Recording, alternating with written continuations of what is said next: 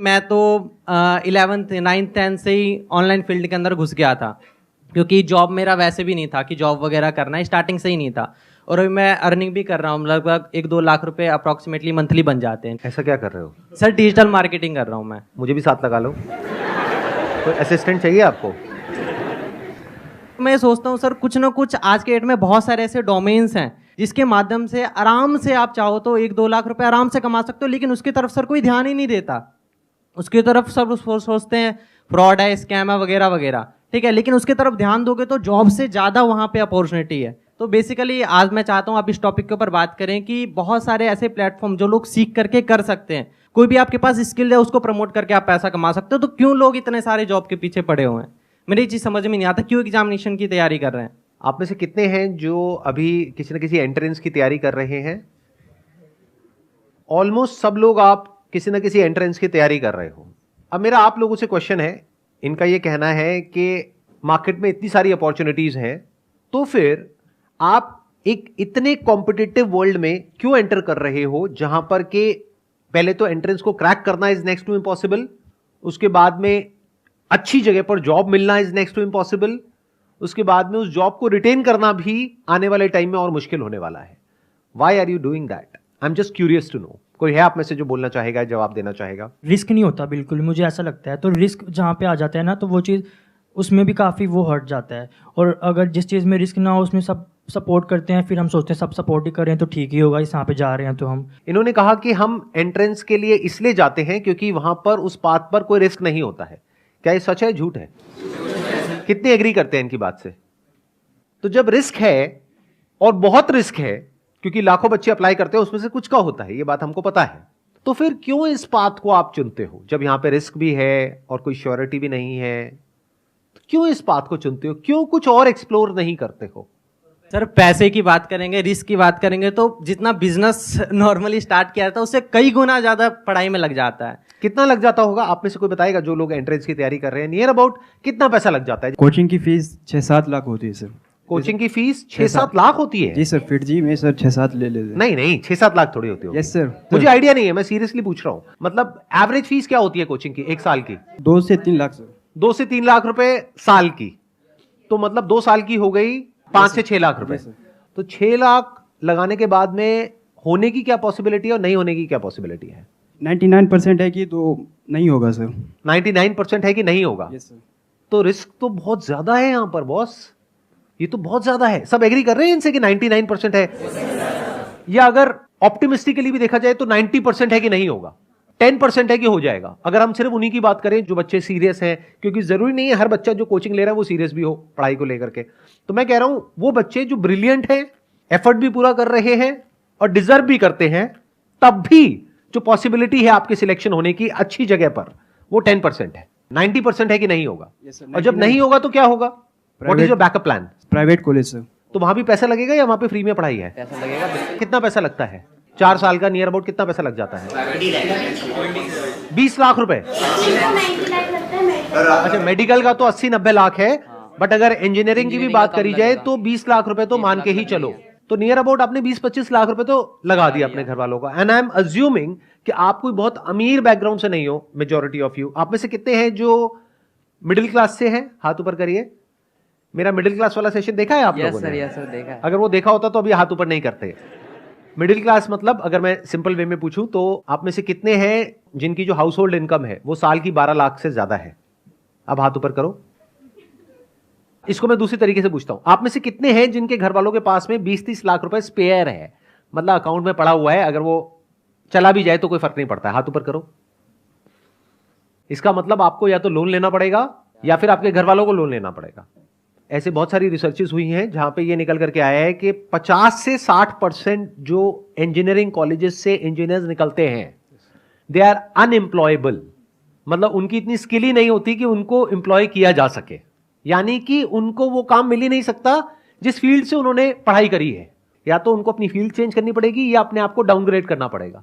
तो 25 लाख की जो आपने इन्वेस्टमेंट करी, उसको रिकवर करने में कितने साल लगेंगे? 9 to 10 years। 25 लाख रुपए रिकवर करने के लिए 25 लाख रुपए जोड़ना पड़ेगा। और जोड़ करके विद इंटरेस्ट उसको वापस करना पड़ेगा। इंटरेस्ट भी देना है क्या? इंटरेस्ट भी देना नियर अबाउट हम मान करके चलते हैं, in the best case scenario आपको 20 साल लगेंगे 25 लाख रुपए का जो लोन है उसको चुकाने के लिए या अपने घर वालों को वापस करने के लिए। मतलब 40 की एज तक जा करके तो आप वो पैसा वापस करोगे, तो रिस्क मेरे हिसाब से कम तो नहीं है। और ये सिनेरियो है कि अगर आपकी जॉब लग गई तो अनएम्प्लॉयमेंट रेट भी कम नहीं है हमारी कंट्री में। ये भी हो सकता है कि जॉब ना लगे, तो क्या करोगे? A simple genuine question. 25-30 lakh देने के लिए भी पेरेंट्स ही मोटिवेट करता है, उनकी ही जिद होती है कि हमें ये करना चाहिए। वही कहते हैं कि यूपीएससी निकालो, वही कहते हैं नीट निकालो, वही आईआईटी जाओ, यहाँ जाओ, वहाँ जाओ। उनकी ही जिद होती है और सोसाइटी की और रिलेटिव्स की जिद होती है कि हम जाएंगे तो वो हम ही हैं करोड़ों में से एक। तो इट्स लाइक हमारी विश तब भी नहीं होती है। ये और ज्यादा गड़बड़ हो गई है। क्यों? क्योंकि अगर एक बार को ये होता कि आपके अंदर से होता कि मुझे ये क्रैक करना है, फिर आप किसी एंट्रेंस के लिए जाते तैयारी करने के लिए, तो फिर भी ये पॉसिबिलिटी होती जिसकी मैं बात कर रहा हूं। लेकिन आपके पेरेंट्स ने फोर्स करके या आपके ऊपर प्रेशर क्रिएट करके आपको भेज दिया है। अब पॉसिबिलिटी क्या है आपके क्रैक करने की? अब तो आपका मन ही नहीं है वो काम करने का, करना पड़ रहा है। एक है कि आप खुद अपने अंदर से मोटिवेटेड हो, बाहर से किसी एक्सटर्नल मोटिवेशन की आपको जरूरत नहीं है, तब फिर भी होने की पॉसिबिलिटी है, बशर्ते कि आपके अंदर वो कैपेबिलिटी भी हो उसको क्रैक करने की। लेकिन अगर आपका खुद का ही मन नहीं है, लेकिन पेरेंट्स का प्रेशर है, सोसाइटी का प्रेशर है, उसकी वजह से आप जा रहे हो, तो वहां जाकर के क्या करोगे? बहाने ढूंढोगे क्लास बंक करने के, टाइम पास करने के तरीके ढूंढोगे, रात को बैठ करके वीडियो गेम्स खेलोगे, या क्या करोगे वो मुझे बताने की जरूरत नहीं है डिटेल में, आपकी हंसी से पता लग रहा है। घर वालों को तो ये लगता है कि मेरा बच्चा तो पता नहीं क्या कर जाएगा, अगला सुंदर पिचाई यही है, हमारे घर में ही पैदा हुआ है। लेकिन आपको तो पता है ना अंदर से आप क्या हो, तो इसका मतलब क्या है? वो पैसा पूरी तरीके से बर्बाद होने वाला है। बड़ा नुकसान किसका है, आपके पेरेंट्स का या आपका? क्यों? आपका क्यों है? जवाब दो। सर हमारे लिए टाइम भी उतना ही वैल्यूएबल है पैसों से भी, क्योंकि अगर हमारा पैसे हमने पेरेंट्स ने लगा दिए और हमने टाइम भी वेस्ट कर दिया, बट हमारा जो टाइम चला गया वो टाइम अब नहीं आने वाला। तो आपका टाइम वेस्ट हो जाएगा, दैट इज 1।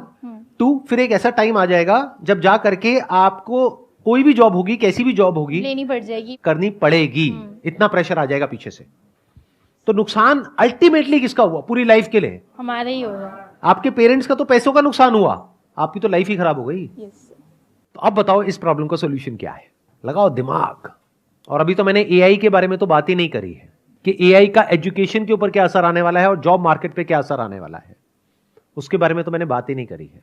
सर इस प्रॉब्लम का जो सॉल्यूशन है, मुझे जो लगता है हर जगह आपको ट्राई करना चाहिए। जैसे मैं खुद बताऊँ तो मैं 10 इयर्स जब था 10 साल का, तब मैं यूट्यूब ट्राई किया, फिर मैं गेमिंग में एंटर किया, फिर मैंने ई स्पोर्ट्स भी खेला, फिर मैं एक sir professional level under 16 cricket career भी चूज़ किया था मैंने। वहाँ पर sir due to physical issues वहाँ पर मैं नहीं कर पाया। बाकी सर अब मैं आया हूँ इस डिजिटल मार्केटिंग के एरा में, यहाँ पर sir 3-4 sources of income already मैंने बिल्ड कर लिया है, जिससे कि मेनली मेरा 50 to 1 लाख रुपीज़ महीने का जनरेट होता है। अभी आपकी एज कितनी है? 15.5 ऑलमोस्ट लाइक 16 राउंड फिगर। 16 साल। Yes sir. तो आपके घर वाले खुश हैं? बिल्कुल खुश होंगे सर। 16 साल का लड़का घर में सर 1 लाख रुपए अगर महीने का दे रहा है तो खुश तो होंगे ही। लेकिन मेरा सजेशन आपको ये है, प्लीज डोंट माइंड इट, कि अभी ये जो क्विक आपको सक्सेस मिली है ना, इसको दिमाग पे मत चढ़ने देना, नहीं तो बहुत गड़बड़ हो जाएगी। ये मत समझने लग जाना कि मैं 50,000 रुपए, लाख रुपए महीने का कमा रहा हूं, क्योंकि ये कोई फिक्स नहीं है। आज आप कमा रहे हो, कल कम भी हो सकता है, जीरो भी हो सकता है।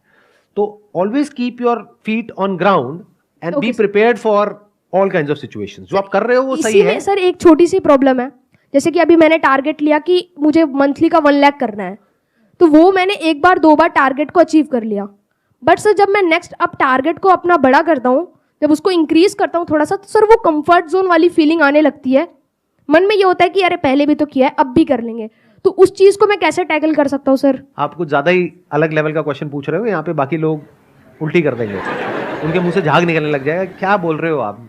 ये बेचारे अभी अपना पता नहीं कितने साल कितनी तैयारी करने वाले हैं, उसके बाद जाकर के कोई पैकेज लगने वाला है, और आप कह रहे हो कि सर लाख रुपए में मैं कंफर्ट जोन में चला जाता हूँ। सर कोई ऐसा रास्ता बताओ कि मैं ना 2 लाख रुपए अचीव कर जाऊं। बस भाई बस, इतना लालच नहीं करते, बहुत है अभी इस एज के हिसाब से। आगे जैसे से एज बढ़ेगी अपने आप ही रास्ते खुलेंगे। Please have a seat. But ये बात मेरी हमेशा याद रखना, ये जो टेम्पररी सक्सेस है इसको दिमाग पे मत चढ़ने देना, गड़बड़ हो जाएगी। Sure sir. तो एक सॉल्यूशन हमको दिखा यहाँ पर। अब ये सॉल्यूशन कितना जेन्युइन है कितना नहीं है, I can't comment on that, क्योंकि मुझे नहीं पता कि एक्चुअल में कितना कमा रहे हैं कितना नहीं कमा रहे। बट मैं ये कह सकता हूं with confidence and with my understanding of the digital world कि ये पॉसिबल तो है। इनके साथ ये हो रहा है नहीं हो रहा है, आई एम नॉट श्योर, बट ये पॉसिबल तो है। मैं ये कहना चाहती हूँ, जैसे इन्होंने डिजिटल मार्केटिंग या नेटवर्क के बारे में जो भी बताया, ठीक है, कई बार ऐसा होता है कि हम भी ट्राई करना चाहते हैं कि चलो हम भी चलते, इतना अच्छा पैसा है, जाते हैं, वो कुछ पैसे लेते हैं हमसे, वही 1-2 हज़ार कि हाँ हम आपको सिखाएंगे, ये करेंगे वो, फिर हमें वो 3-4 दिन की ट्रेनिंग देते हैं और उसमें ना कई लोगों को नहीं पता चलता, बट वो ना पूरे माइंड को हमारे इधर से उधर कर देते हैं। हमें बहुत सारा पैसा दिखाते हैं कि इतना पैसा है, क्या करोगे बताओ, बंगला खरीदोगे, क्या खरीदोगे, जबकि खुद उनके पास कुछ नहीं होता है। ज़्यादा से ज़्यादा एक मोटरसाइकिल होती है बस, उसमें ही वो भी दिखाते आप ही के हैं। पैसों से खरीदी होती है। हाँ, और कहते हैं कि देखो मैंने ये टारगेट बनाया, मैंने ये अचीव करा, आप क्यों नहीं कर सकते हो, बस 1 साल दे के देखो, ये करके देखो, ऐसे करते हैं। और एक बार जब इंसान इस चीज़ में जाता है तो फिर उसको तो फ्रॉड ही लगता है सब चीज़ की, हाँ फ्रॉड है। आपने कभी ऐसा ट्राई किया? हाँ मैंने किया है। आपने कितने पैसे दिए थे? मैंने दिए थे 500 रुपये। उन्होंने बोला कि ट्रेनिंग होगी, सब वापस हो जाएगा अगर ये सब हुआ, तो मैंने कहा चलो सही है, कौन सा ज़्यादा ही लग रहे हैं। फिर उन्होंने 4th डे बताया कि आपको 50,000 की शॉपिंग करनी है, फिर आप एक लेवल पे आओगे, उसके बाद आपको लोगों को पकड़ने। अब लोग कहाँ से पकड़े वो भी सिखा रहे हैं कि अपने दोस्तों को कांटेक्ट करो, इंस्टाग्राम पे लोगों को मैसेज करो। मैंने कहा लोगों को तो मैसेज करेंगे, अब कौन कैसा है हमें क्या पता। फिर कहेंगे आप ऑटो से जाते हो, वहाँ पे हाय हेलो करो, उनसे रिलेशन बनाओ और उनको उसमें घुसाओ। ये जो इस तरह के कोर्सेज कराते हैं, डिजिटल मार्केटिंग, ऑनलाइन मार्केटिंग या ऑनलाइन पैसे कमाने के तरीके, उसमें से 100 में से 99 फ्रॉड है। इस बात को लिख करके रख लो। तो चैलेंज ये नहीं है कि पैसा कमाया जा सकता है या नहीं कमाया जा सकता है, चैलेंज ये है कि जेन्युइन कौन है और फ्रॉड कौन है। हाँ। पहले तो एक बात को मेरी अच्छे से समझ लो कि जो आने वाले 10 साल हैं उसमें कुछ ऐसा होने वाला है जो पिछले 100 सालों में नहीं हुआ है। और जहां तक आपके जो पेरेंट्स हैं या फिर आपके रिलेटिव्स हैं या आप खुद हो, जहां तक नहीं देख पा रहे हो, एआई की दुनिया में कुछ ऐसा हो रहा है which is beyond your wildest imagination. Daily कुछ नया हो रहा है और इतनी तेजी से हो रहा है, इतनी तेजी से हो रहा है जिसकी कोई हद नहीं है। आने वाले टाइम में बहुत सारी जॉब्स जो आज की डेट में है वो फ्यूचर में नहीं रहेगी। इस बात को समझ लो अगर समझ सकते हो तो। अब मैं बताता हूं मैं फ्यूचर को किस तरीके से देख रहा हूं, या फिर अगर मैं आप लोगों की जगह हूं तो मैं क्या करूंगा। नंबर 1, मैं अपना टाइम वेस्ट नहीं करूंगा, क्योंकि ये जो टाइम है ना आप लोगों का, ये सबसे प्रेशियस है पूरी लाइफ में। अभी आपका दिमाग खुला हुआ है, आप कुछ भी नया बड़ी जल्दी सीख सकते हो। जैसे से एज बढ़ेगी आपके लिए कुछ भी नया सीखना, या नया सीखना तो बहुत दूर की बात है, नए आइडियाज को एंटरटेन करना ही बहुत मुश्किल हो जाएगा। अगर मेरी बात समझ नहीं आ रही तो जाकर के अपने पेरेंट्स को देख लो, उनसे जाकर के किसी भी नई चीज के बारे में बात करो, वो एकदम से घबरा जाएंगे इन मेजॉरिटी ऑफ द केसेस, और वो कहेंगे नहीं नहीं ये सब बेकार होता है, बिना समझे। मैं ठीक कह रहा हूं गलत कह रहा हूं, कितने मेरी इस बात से एग्री कर रहे हैं? तो ये आपकी लाइफ का गोल्डन पीरियड है, डोंट वेस्ट इट। अगर आप ये सोच रहे हो कि पास में जैसा होता आया है कि मैं ये डिग्री लूंगा या लूंगी, उसके बाद में मेरी यहां पर जॉब लग जाएगी, उसके बाद में लाइफ सेट है, तो इस गलतफहमी से जितनी जल्दी हो सके बाहर आ जाओ। आने वाले टाइम में जो मीडियोक्रिटी है उसके लिए जगह नहीं बचने वाली है कॉर्पोरेट वर्ल्ड में। तो बहुत सारे लोगों की जॉब जाने वाली है। कौन होंगे वो लोग? जो मीडियोकर हैं इन द सेंस कि वो अपने आप को अपडेट नहीं कर रहे हैं टाइम के साथ साथ में, कि 5-10 साल पहले बस कॉलेज से एक डिग्री ले ली है, अब जॉब लग गई है, अब वो कहते हैं लाइफ सेट है। ये जिनकी लाइफ सेट है ना, उनकी लाइफ ऐसी हिलने वाली है कि उन्हें खुद भी नहीं समझ आएगा कि हुआ क्या है। कितने मेरी इस बात को मानते हैं कि अगर आप अपने काम के लिए, जो भी आप काम कर रहे हैं उसके लिए, चैट जीपीटी सिर्फ एक टूल नहीं है, ऐसे और भी बहुत सारे टूल्स हैं, अगर उन टूल्स को आप यूज करते हैं तो अपनी जो प्रोडक्टिविटी है उसको बहुत बढ़ा सकते हैं। तो जब आप अपनी प्रोडक्टिविटी को बढ़ा सकते हो 10 गुना से, तो 10 लोगों का काम एक इंसान कर सकता है। तो अगर मेरी एक आईटी कंपनी है और वहां पर 1 लाख लोग काम करते हैं और वो काम 10,000 लोग कर सकते हैं, तो मैं बाकी 90,000 का क्या करूंगा? निकाल दूंगा। तो 90,000 लोगों का क्या होगा?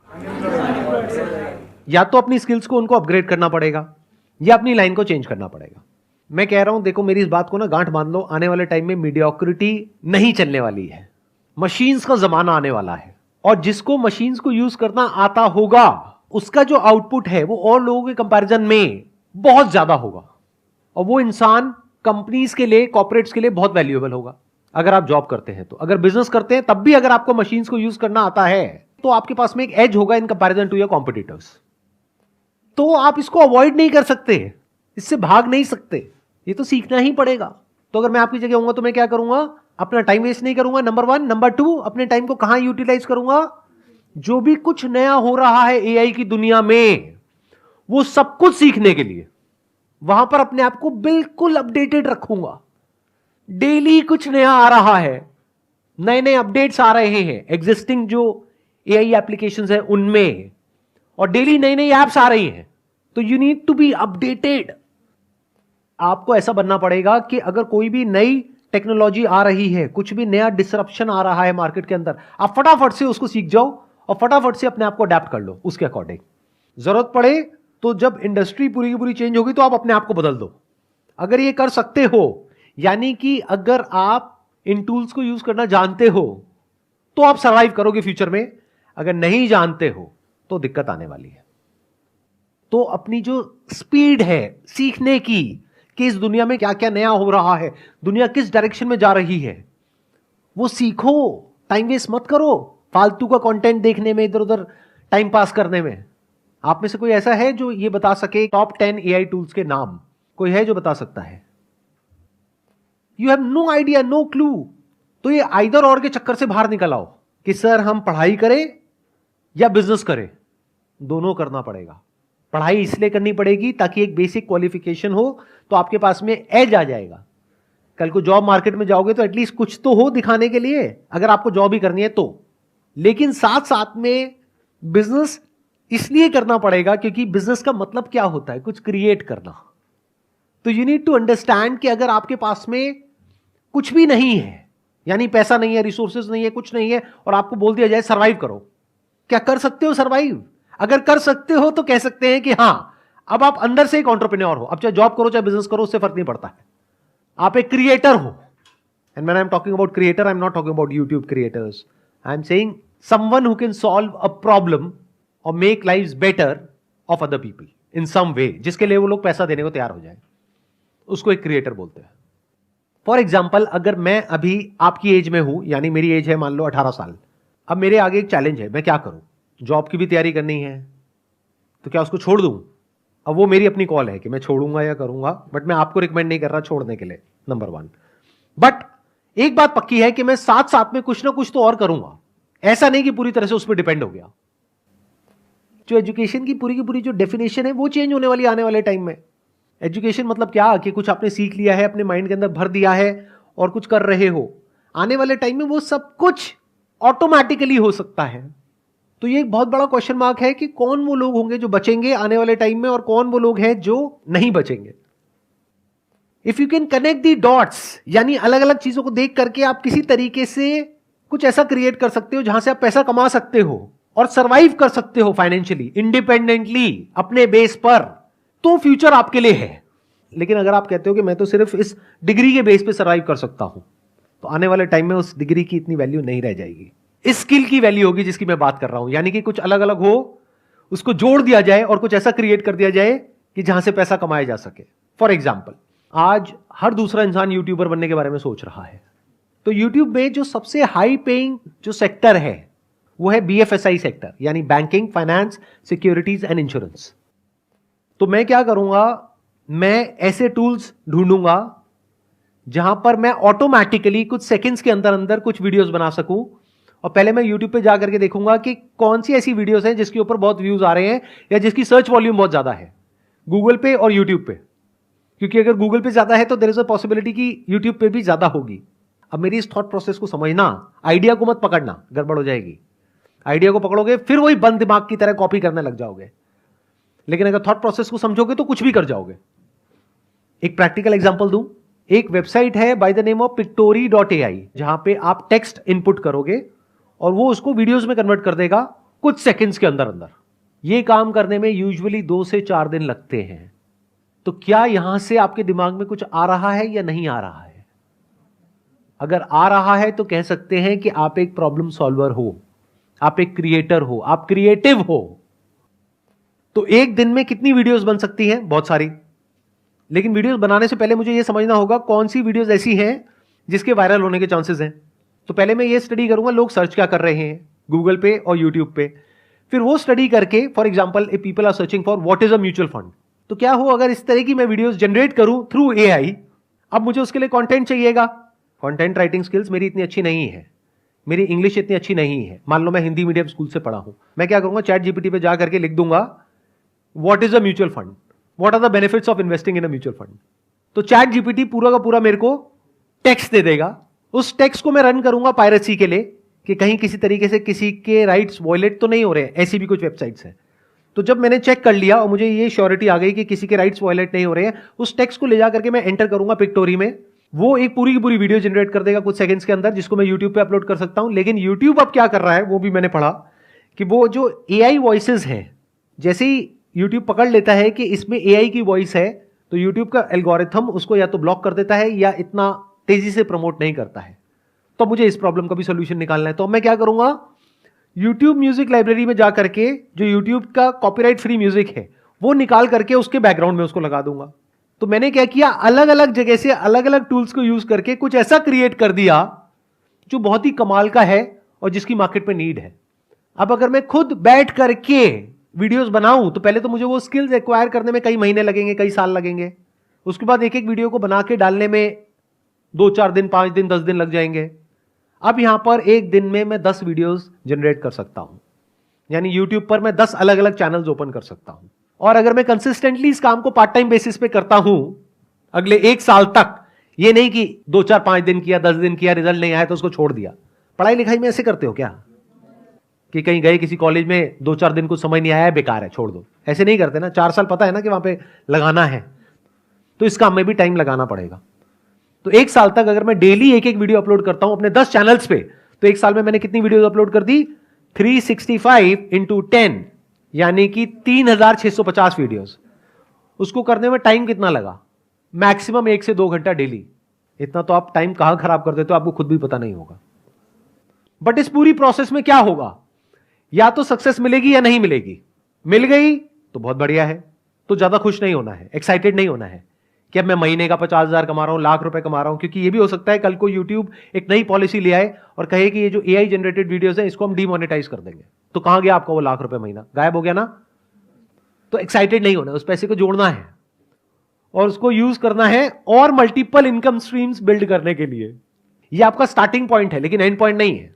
तो बेस्ट केस सिनेरियो क्या होगा कि यहां से पैसा आएगा तो उस पैसे को उड़ाना नहीं है, एक्साइटेड नहीं होना है, घर वालों को ये नहीं बोलना है कि अब मैं लाख रुपए महीने का कमा रहा हूं, मेरे को अब कुछ भी करने की जरूरत नहीं है। पैर जमीन पर रखने हैं, उस पैसे को जोड़ना है और दिमाग लगाना है कि उसमें रिस्क क्या है। कल को अगर ऐसा होता है तो क्या करोगे, वैसा होता है तो क्या करोगे, वो होता है तो क्या करोगे। फॉर एग्जाम्पल, अगर यूट्यूब का एल्गोरिथम पकड़ लेता है एआई जनरेटेड साउंड्स को, तो आप ऐसा भी कर सकते हो कि वीडियो वहां से बना ली, कंटेंट चैट जीपीटी से मिल गया, पायरेसी चेक कहीं और से हो गया, कौन सी वीडियोस बनानी चाहिए कैसी नहीं वो आपने और जो सॉफ्टवेयर है वहां से पता कर लिया, सर्च वॉल्यूम किसका है किसका नहीं है। प्लस साउंड के लिए आपने क्या किया, 10 मिनट का एक ऑडियो सैंपल अपलोड करना होगा एक पर्टिकुलर सॉफ्टवेयर में, वो सीख जाएगा कि आपकी साउंड क्या है। तो अगर आपने ये कर लिया तो अब वो आपकी साउंड है, म्यूजिक यूट्यूब का है, कंटेंट रॉयल्टी फ्री है। अब इन वीडियोस को कोई चैलेंज नहीं कर सकता। अगर इस तरह से सोच पा रहे हो तो फ्यूचर में आपके लिए जगह है। इसको एक्चुअल में स्किल्स बोलते हैं कि आपने कुछ ऐसी स्किल्स एक्वायर कर ली जो वैल्यूएबल है। हो सकता है आज इमीडिएटली नहीं है, लेकिन फ्यूचर में आप कहीं जाओ और वो आपसे पूछें कि अच्छा आप में से कौन है जिसको ये काम आता है, आप कहोगे मुझे आता है, मुझे ये भी आता है, मुझे वो भी आता है। मतलब आने वाले टाइम में वो लोग सरवाइव करेंगे दुनिया में जो कुछ भी कर सकते हैं। जो सिर्फ एक काम कर सकता है वो पास्ट में रेलेवेंट थे, फ्यूचर में नहीं होंगे, क्योंकि वो एक काम आज नहीं तो कल मशीन कर लेगी, फिर आप क्या करोगे। लेकिन वो इंसान जो कुछ भी कर सकता है उसकी वैल्यू क्या होगी। आई होप आज के सेशन से आपको कुछ बेनिफिट हुआ है, कुछ नया समझ में आया है, कुछ नया सीखा है। Wish you all the very best. It was pleasure meeting you and pleasure talking to all of you. Thank you so much.